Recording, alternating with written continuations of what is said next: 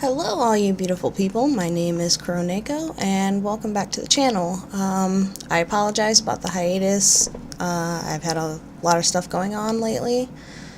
And then as you can see, this video is obviously going to be a little bit different as I'm not doing a game right now. This video is something that I figured I'd do. Basically as a way to let you guys get to know me a little bit better. So about a month and a half ago, I ordered one of those DNA Ancestry kits from 23andMe. And I have been waiting and waiting and waiting and waiting, and finally today I got the email that my results are in for that.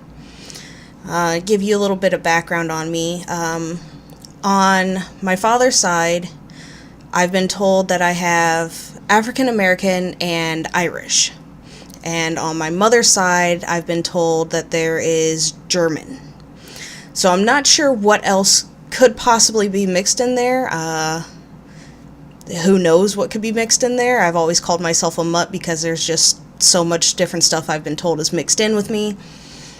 But I'm hoping that this is going to clear all of that up a little bit, see what we find, hopefully not get shocked too much. And I'll put in a picture of both my father and my mother, so you can see them, what my father looks like, what my mom looks like. Alright, so I'm already logged into it. I haven't looked at anything yet. I've had the page up here for a while, and I've just kind of been sitting here a little bit nervous, a little bit excited. So let's go ahead and look into this. So already you're going to see up here, yes, that is my actual name. It's Misha. And here we go. So the ancestry composition. Okay, so, oh wow, there's a lot in there. I was not expecting all of this. Alright, so 69% European, and that's broken down 12.7% British and Irish, 12.6% French and German. Okay, see, I knew about the German. 2.4% Iberian. What's this? Okay, so represented today by the people of Spain and Portugal. Okay. Now a small North African genetic signature is present in Iberian DNA. Okay, I was not expecting something like that. Let's go more into the British and the Irish. Descended from Celtic, Saxon, and Viking ancestors, the people of Great Britain and Ireland have left their genetic fingerprints around the world, following centuries of nautical exploration. Okay. So under that is United Kingdom. So we predict you had ancestors that lived in the United Kingdom within the last 200 years. That's pretty interesting. Alright. 1.2% Scandinavian. Wow. Represented by the people of Norway, Sweden, Denmark, and Iceland. North Germanic tribes who established settlements around the North Sea during the late Middle Ages. Huh. See, I never would have put like the Iberian or the Scandinavian in there. 1% Italian.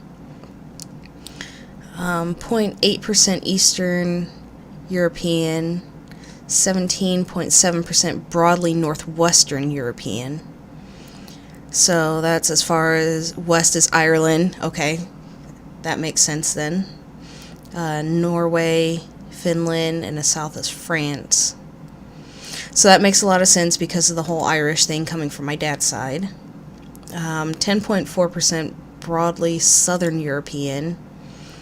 Okay, so that's the Iberian, Italian, and Balkan peninsulas, as well as, okay. And then 10.1% broadly European. Alright, interesting. So then we've got 28.7% sub-Saharan African, which of that it's 24.4% West African,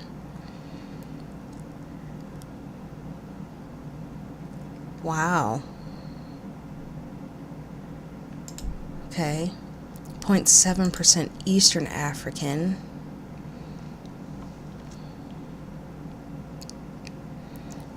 Eastern Africa spans from Sudan in the north to Kenya and Tanzania in the south. Huh. That's interesting. 0.3% African hunter-gatherer. Genetically speaking, African hunter-gatherer populations, including the pygmy, of Central and Southern Africa. Okay. Wow. That's really interesting. And then 3.3% broadly sub-Saharan African.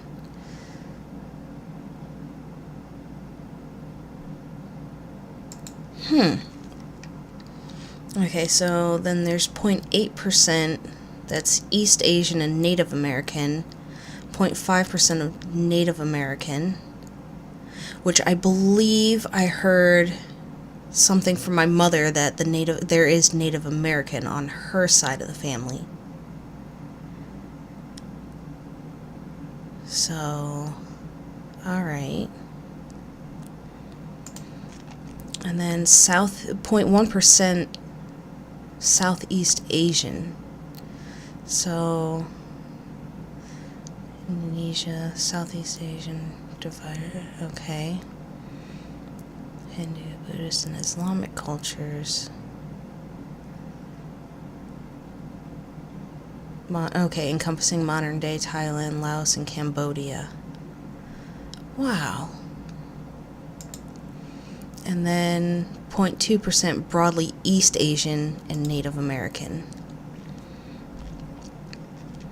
So the people of East Asia and the Americas have a shared genetic history. Common ancestors left Western Asia as early as 80,000 years ago, migrating east across the continent.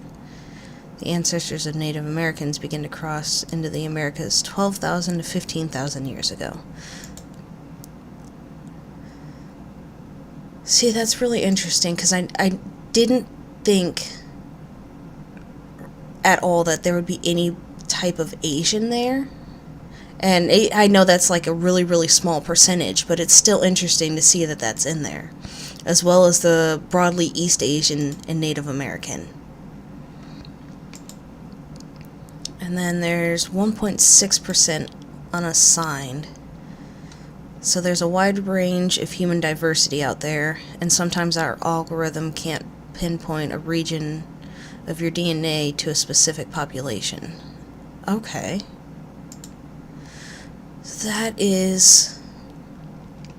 That's quite interesting. It's so spread out everywhere.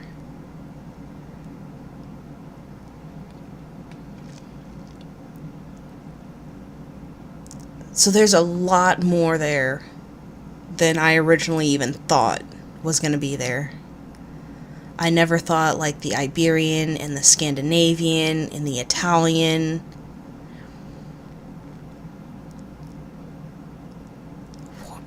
Wow. The things that you learn from stuff like this is just absolutely amazing. So here's the Ancestry timeline.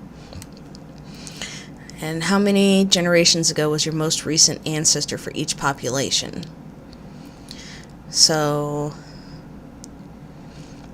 the Southeast Asian, you most likely had a 4th great-grandparent, 5th great-grandparent, and a 6th great-grandparent, or 7th, who was 100% Southeast Asian, and they were likely born between 1720 and 1810. Same thing for the Native American, the East African, and the African hunter-gatherer.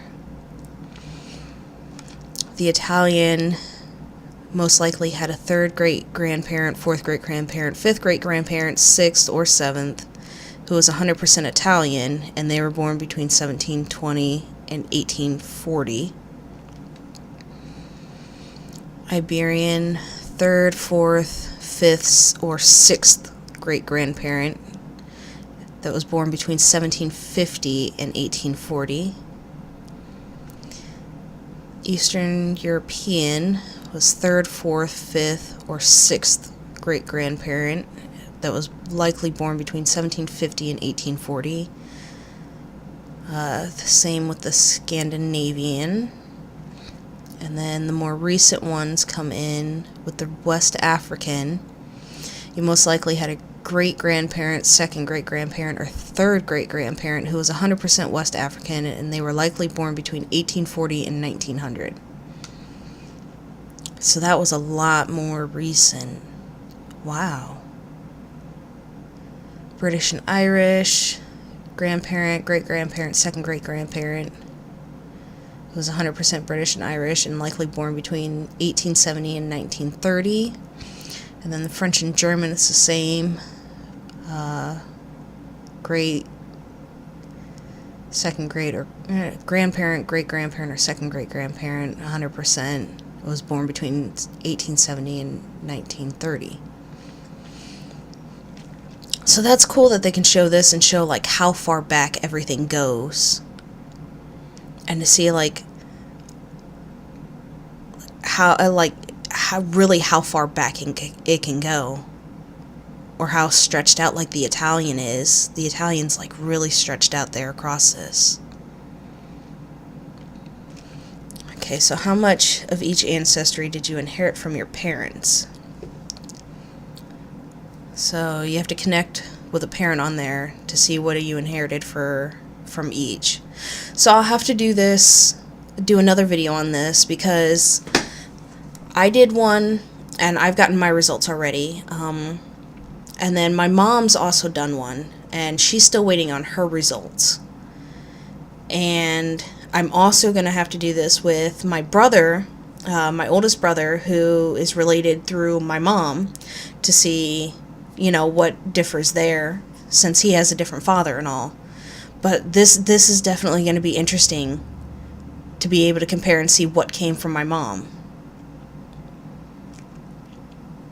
So, ancestry, composition, chromosome painting. So these are my chromosomes.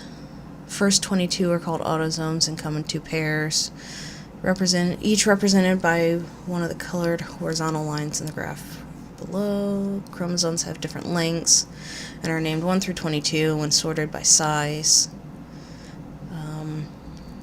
Looked at the ancestry on your X chromosome, 2 copies of the autosome that you are female and 1 copy if you're male.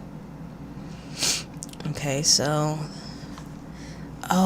this, I can go through looking at all of these. Let me see if I can do this a little bit better here. And it'll show me in each one which one is what. So there's all the European, and then the British and the Irish.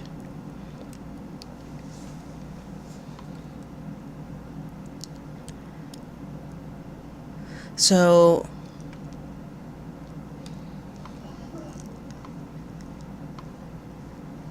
this is so interesting. French and German.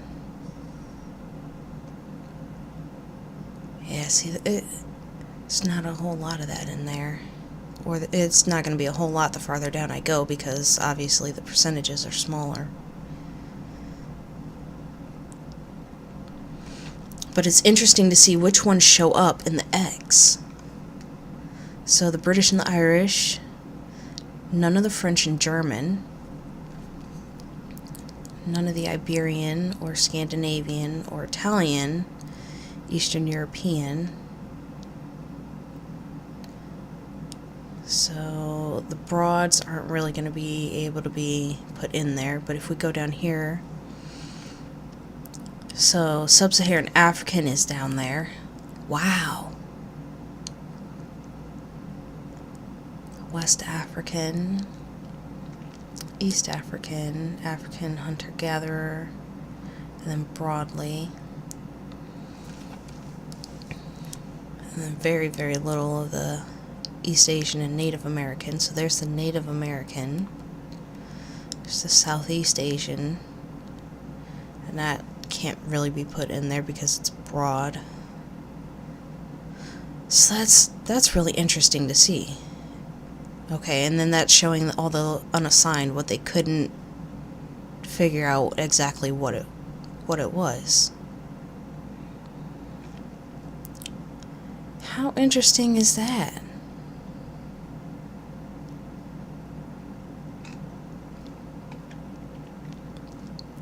This is still what gets me, though. Like, I really did not expect a lot of this in here. And, like, I want to know now, like, other family members that have done this and be able to compare with other family members, or even find family members that maybe I didn't know about.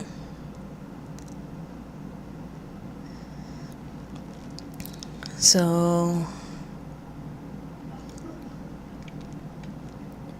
this is like all the scientific details about it. Your result for all 151 tested populations. So this is the population that it was tested, and this is the match strength.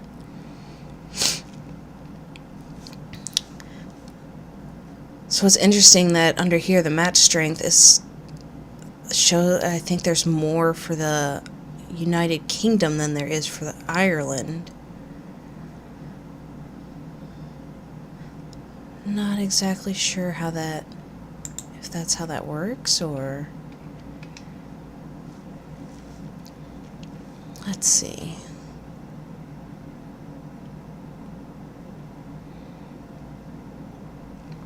I'm not exactly sure what that means.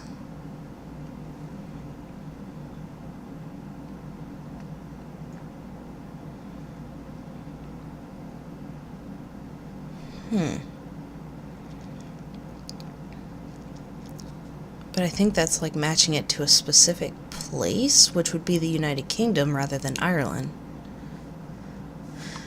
Really interesting.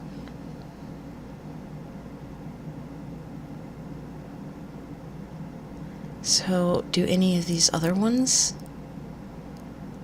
have any? No, none of the other ones. Just... Huh. Okay. This table shows the number of reference individuals used to define each broad ancestry population.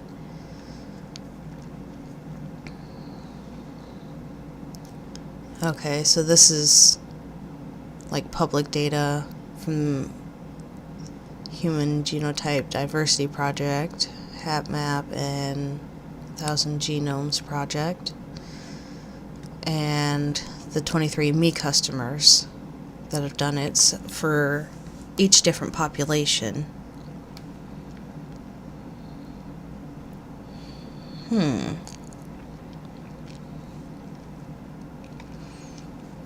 So there's a lot of people that have done it through 23andMe that are European.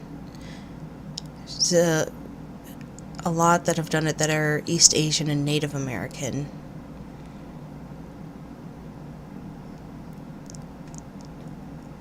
South Asian. Not much for the Sub-Saharan African. That's mostly from public. But there's a decent amount for the West Asian and North African. Like all the different areas under each one.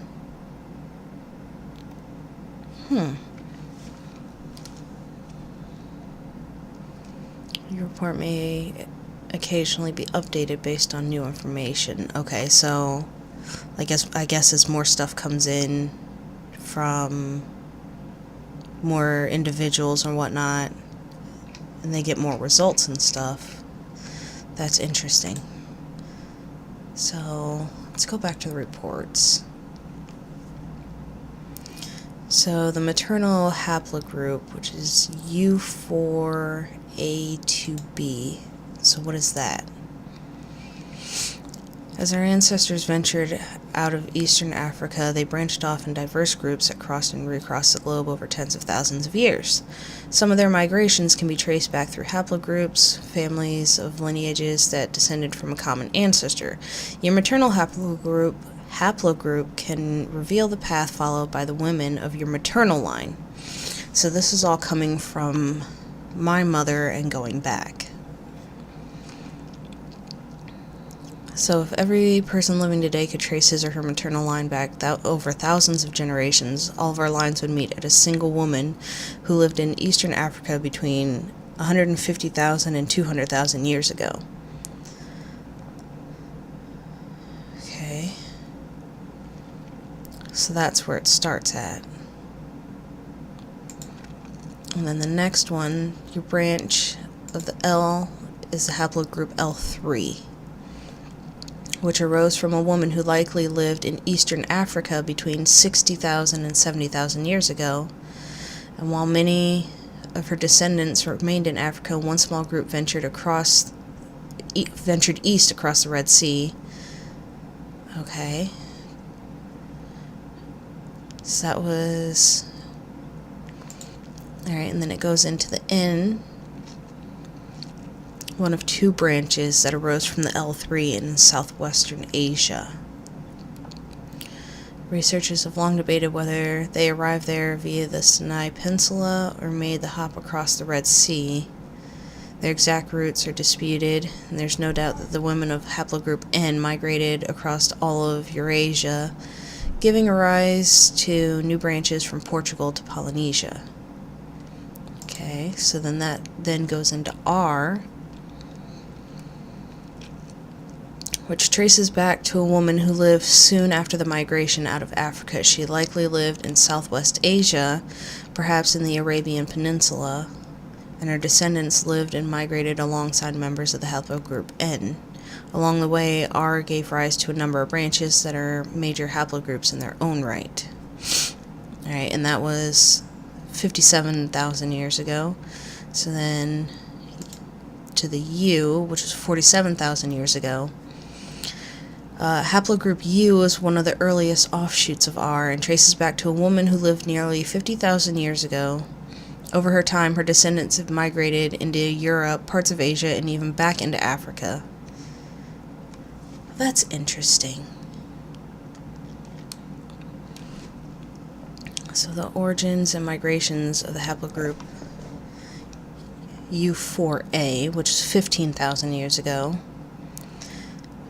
So members of that group trace their maternal lines back to a woman who likely lived approximately 15,000 years ago in the region surrounding the Baltic Sea. Descendants are most common among people of the Volga River, Russia.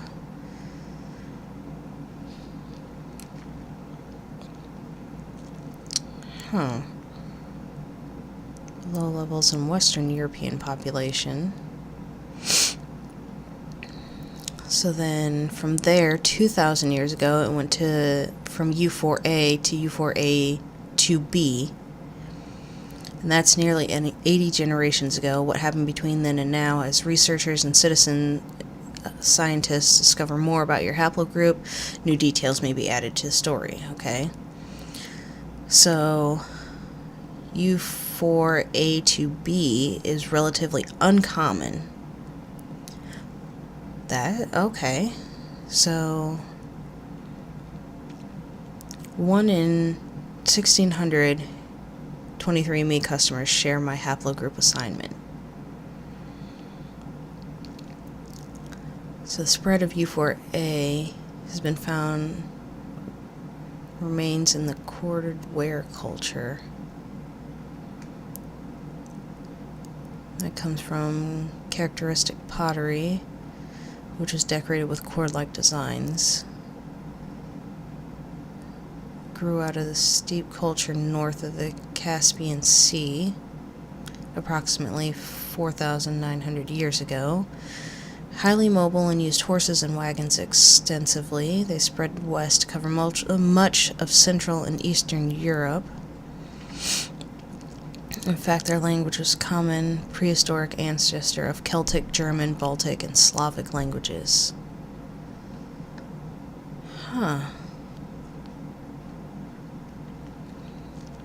See, and now it's getting into a lot of sciencey stuff that I'm in no way gonna understand. But it's there. So what else is there in here? Okay, Neanderthal ancestry. Fewer Neanderthal variants than 91% of customers. Neanderthals were ancient humans who interbred with modern humans before becoming extinct 40,000 years ago.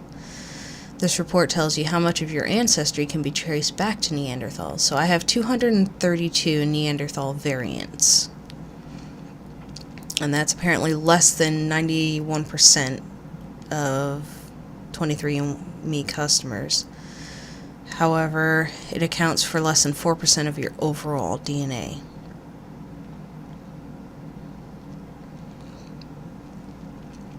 So, because I don't have anyone else in here right now, it says that I'm placed first out of your family and friends.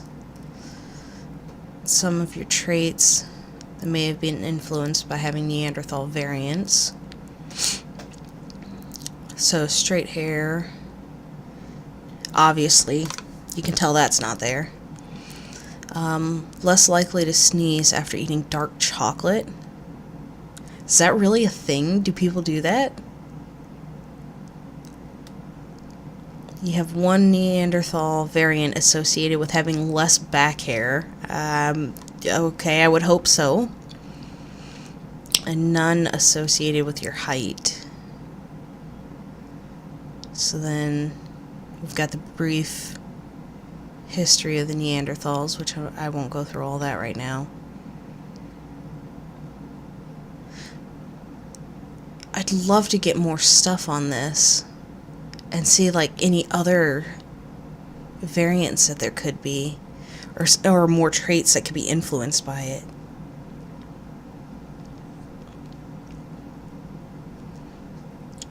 So I will definitely have to come back again once my mom and my brother have done this and get that in there.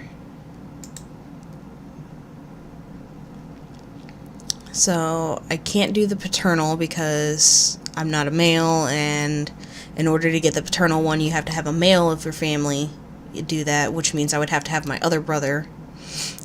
He would have to do one in order for me to look at his and see his paternal haplogroup, or if my father was to do one. DNA family, I don't think there's anything there on there. We'll look into it and see.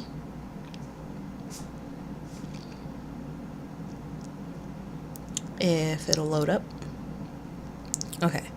Learn about your DNA relatives. Only individuals who have chosen to participate in DNA relatives are subject to this. So, you have 1,060 DNA relatives in your 23andMe DNA family. So, this is going to show close family to second cousins, third, okay, and then third to fourth cousins, and then fifth and distant cousins. So, your 23andMe DNA relatives live in 33 U.S. states and 2 countries. So, okay, so this is showing me how many are where. So there seem to be, there's 90 in California, 65 in Texas, 25 in Florida, 25 in Georgia, 35 in Virginia, and then from there, like, the colors start fading out, so it gets less, 15 to 20. I know I have relatives in Wisconsin. That comes from my mom's side. Michigan, Ohio, 15 to 20 here, which I already know about that, considering I live in Ohio. 15 to 20 in Pennsylvania, okay. I knew about some family that lived in Pennsylvania, but I wasn't sure if they were still there or not. 15 to 20 Massachusetts, 20 to 25 in New York, 5 to 10 in New Jersey, 5 to 10 in Maryland, Virginia, North Carolina, 10 to 15. So they really are, I've got family like everywhere. And again, that's another one I knew about. Family in Arkansas, again from my mother's side. Arizona, Nevada, Oregon. Okay, but it said in 2 countries, so if I look at the world map, I have 15 to 20 DNA relatives who live in Canada. Really? That's interesting.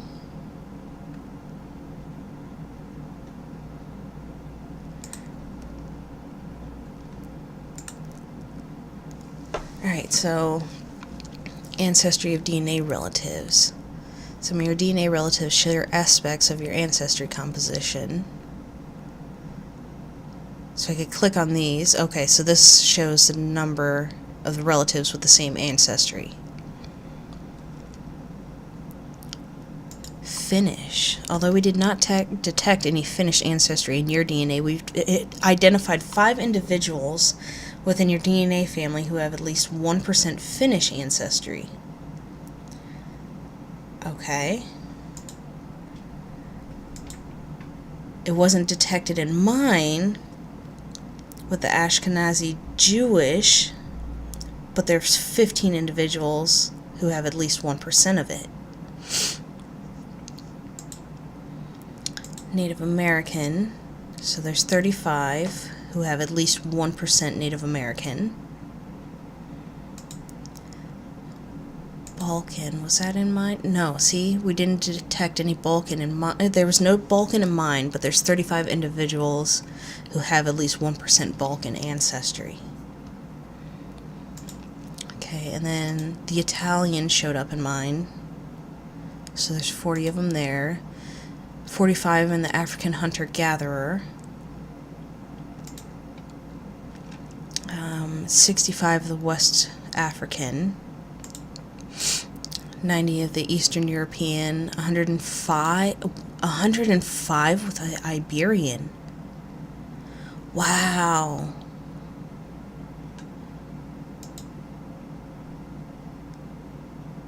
See, and I would have thought that like the West African or the African hunter-gatherer would be higher up than the Iberian. Scandinavian, 435 for the French and German, and then 480 for the British and Irish.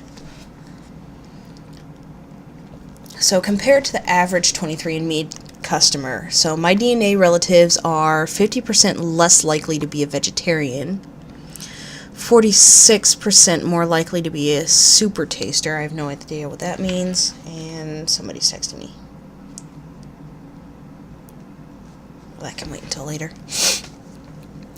45% less likely to have sweaty palms. Okay. 30% more likely to own a dog. I know a lot of my family owns dogs. 30% less likely to drink espresso drinks. That's interesting. I'm definitely going to have to do this to connect with DNA relatives. So that is super interesting.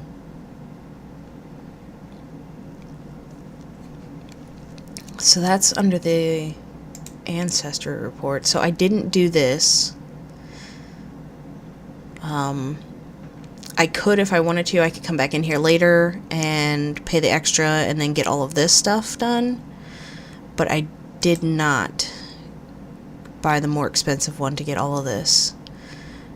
But this will show whether you have specific genetic variants that may have not affect your health but could affect my children's health. Okay. Huh. There's a lot of stuff in here. So I already know, even without the carrier status, that there is something that I have passed on to one of my kids. And I'm a carrier for it. Anybody who has it that's female, they're always carriers. They're never affected by it, but they can pass it on to their children, and their daughters could become carriers, and their sons actually have it, and they're affected by it, and that's called glucose 6-phosphate dehydrogenase deficiency, or G6PD. And I know that that's one of those things. I don't know where it came from, before me, but I know that I'm a carrier for it, and my son does have it. And then genetic health risks, which there's a lot of stuff in there, and I see stuff that, I've heard throughout the family. Different traits. That would be interesting to learn. A lot of this stuff, like the sweet versus salty, red hair, because when I was born with red hair, and then as I got older it darkened into a dark brown. And then my daughter, when she was born, her hair was red. My son's was blonde, like really, really light blonde. Bitter taste. Cheek dimples, which I do have cheek dimples. No one that I know of with the cleft chin. Eye color, all of it. I'm definitely going to have to upgrade this and get all of this stuff done, because I would love to see all of this. And then status. So certain results are highlighted because they may be both unique and contain important information relevant to your health. Okay, so it looks like that's all there is there with all of that. That's interesting. But see, yeah, I can't do that.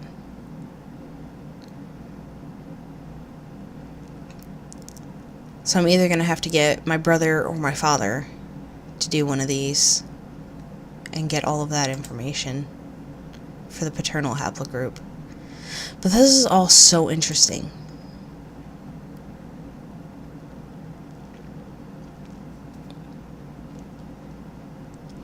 So, I've done a lot of like the research questions and stuff on here. I went through and did the results. I'm going to have to set up the profile for the DNA relatives to get that. So this has been really, really interesting to learn, how much of what I knew was there is there, and then to learn all the other, all the other little things thrown in there.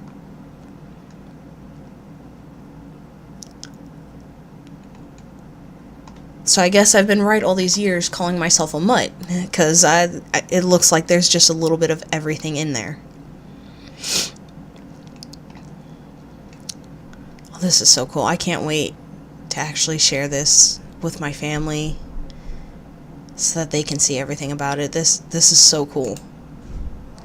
And I haven't done any of the other ones. Like, I know there's Ancestry has theirs and whatnot. 23andMe is the only one that I've done, and I don't think I would go and do one through Ancestry.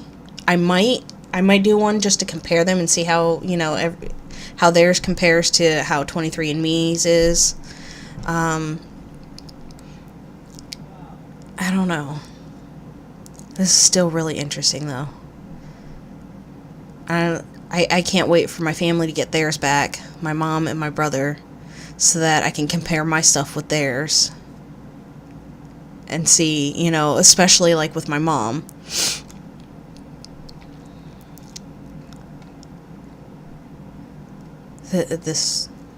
I'm so glad I did this. I really am. and it's going to be even more interesting to see everything, you know, that's going to be mixed in for my kids, because my husband has also done one. So that's going to be really interesting. And maybe I can get once his results come in, I'll put both of ours, you know, side by side and compare them and everything, so we can see like his versus mine and get like a general idea for the kids. That would be really cool to do.